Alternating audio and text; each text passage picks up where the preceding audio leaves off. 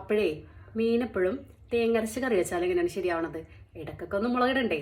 അപ്പം ഇന്ന് അയില മുളകിട്ടതാണ്. അപ്പം നോക്കാം, വാ. ചൂടായ ചട്ടിയിലേക്ക് കുറച്ച് വെളിച്ചെണ്ണ കൂടെ ഒഴിച്ചു കൊടുക്കുക. എന്നിട്ട് പിന്നെ കുറച്ച് കടുകും കുറച്ച് ഉലുവയും കൂടി ഇട്ട് കൊടുത്തിട്ട് അത് പൊട്ടി വരുമ്പോഴത്തേക്കും നമുക്ക് ഇഞ്ചി വെളുത്തുള്ളി ചതച്ചെടുത്തത് ഇട്ട് കൊടുക്കാം കേട്ടോ. അപ്പോൾ അതങ്ങോട്ട് ഇട്ട് കൊടുത്തിട്ടുണ്ട്. പച്ചമുളകും ഒരു പച്ചമുളക് ചേർത്ത് കൊടുത്തിട്ടുണ്ട്.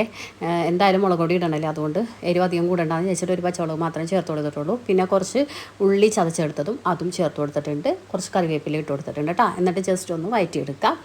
അപ്പോൾ വേഗം വഴന്നിട്ടാൻ വേണ്ടിയിട്ട് ലേശം ഉപ്പും കൂടി ആഡ് ചെയ്ത് കൊടുത്തിട്ടുണ്ട്.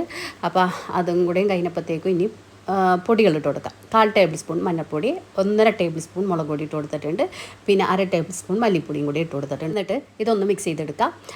ശേഷം ഈ പൊടിയുടെ പച്ചമണക്കം അങ്ങോട്ട് മാറിക്കഴിയുമ്പോഴത്തേക്കും നമുക്ക് ഒരു തക്കാളിയാണ് എടുത്തേക്കുന്നത്, അതങ്ങോട്ട് അരിഞ്ഞത് ഇട്ടിട്ടുണ്ട്. എന്നിട്ട് ഇനിയിപ്പോൾ തക്കാളിയൊക്കെ ഒന്ന് വാടി വരണം. അപ്പോൾ നമുക്കൊന്ന് വഴറ്റിയെടുക്കാം. തക്കാളിയൊക്കെ ഒന്ന് വാടി റെഡിയായിട്ട് വരട്ടെ.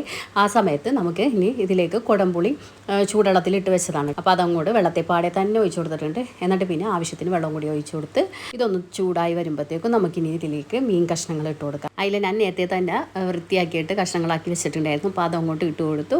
ഇനിയിപ്പോൾ മീനൊന്ന് വെന്ത് കിട്ടട്ടെ. അപ്പോൾ ദേ മീനെല്ലാം വെന്തു, മീൻ കറി റെഡി ആയിട്ടുണ്ട്. ഇനിയിപ്പോൾ നമുക്ക് ഇപ്പം തന്നെ വെള്ളം വേണ്ട, കുറച്ച് നേരം വെയിറ്റ് ചെയ്യുക. ഒരു 10 മിനിറ്റിന് ശേഷം നോക്കുമ്പോഴത്തേക്കും ദേ കറി ഇങ്ങനെ ആയിട്ടുണ്ട് കേട്ടോ.